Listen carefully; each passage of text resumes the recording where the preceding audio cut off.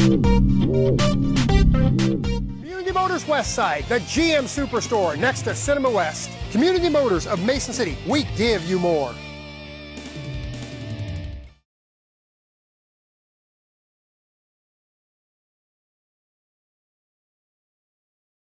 Folks, my vote and whatever I can do to help get this man elected, he's got.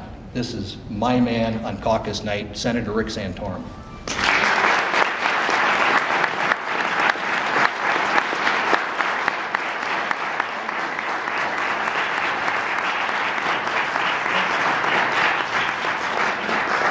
Thank you, Chuck. That's a pretty big lead up. I don't know if I can live up to it, but thank you very much for those kind words. And thank you also. Chuck has been, in the last few weeks, traveling the state with me and introducing me to people and, really helping what I believe is the momentum that we're feeling heading into to the caucus.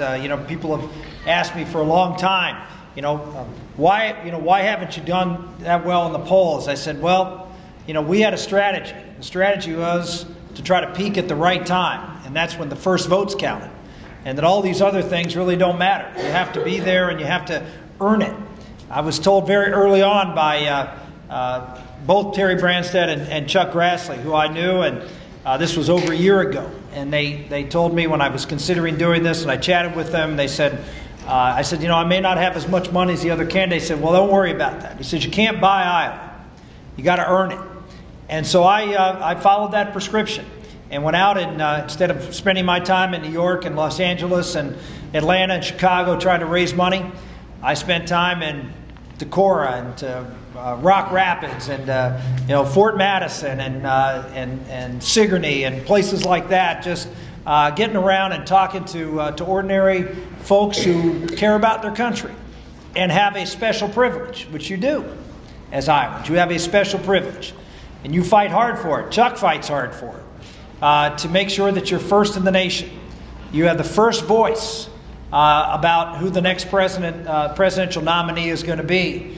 And I've been gratified that the people here in Iowa take that responsibility seriously. And I've had faith in that as you got down to crunch time, that people would start to look seriously at the candidates, not just what they saw in the debates or what they saw on TV, but actually take a look at their records.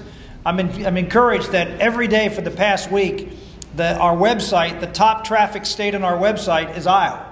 That's an encouragement to me, that Iowans are digging in. They're trying to lurk and learn more about what these candidates believe in. And so I've always felt when that time came, we'd start to do very well. Because I felt when I made the decision to get into this race that I was looking at the other candidates and they're good people. And I like, some of them have been friends for years, others frankly are new friends that I've gotten to know in the campaign and really have enjoyed. But I always felt very comfortable in this race that we were the right candidate to take on Barack Obama and to win this election and to be the president at this time. It's just as simple as that. That I wouldn't be here standing before you. People say, well, who else would you support? I said, well, if I could support someone else, I wouldn't run.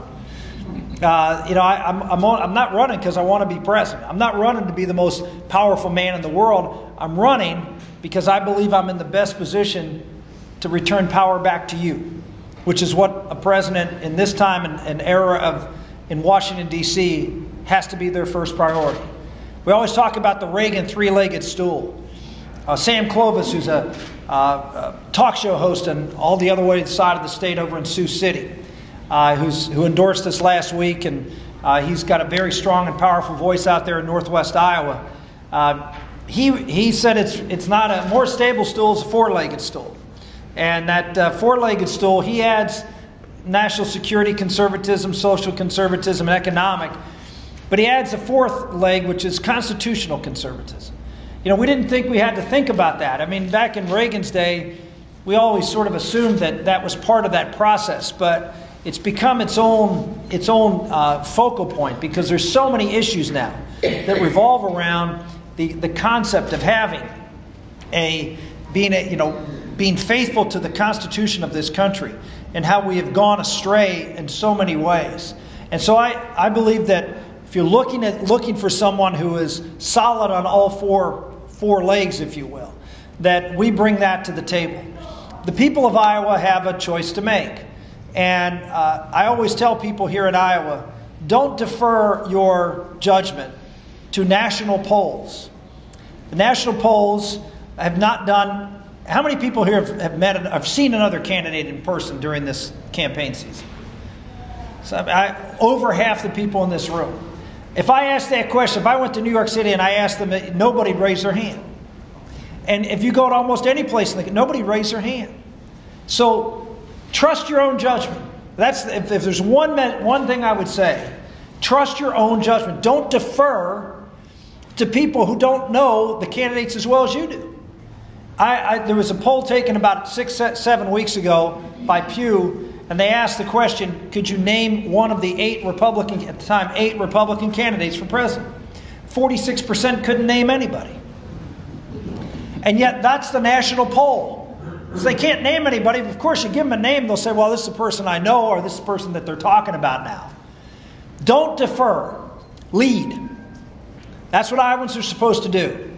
You lead. You go out there and you tell the people based on what you know about the candidates, the fact that you've been before them. You've got a chance to, as Chuck said, look them in the eye, kick the tires a little bit, ask the tough questions. You trust your heart.